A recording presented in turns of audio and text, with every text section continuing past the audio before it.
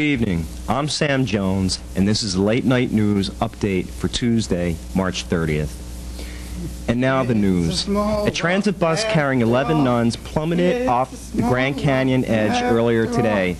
Investigators are puzzled as to the cause, but suspect a combination of erosion, gravity, and divine intervention. A small group of Canadian penguins staged an armed revolution in the San Diego Zoo today. The band, consisting of 7 birds, disarmed a security guard and held him hostage.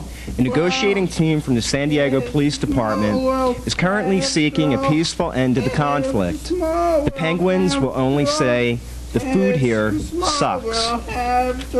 Finally, scientists have finally conceded that yes, war with Mars is a possibility. That's all for us tonight. Tune in tomorrow at 6 a.m. for all the latest news. Have a good night.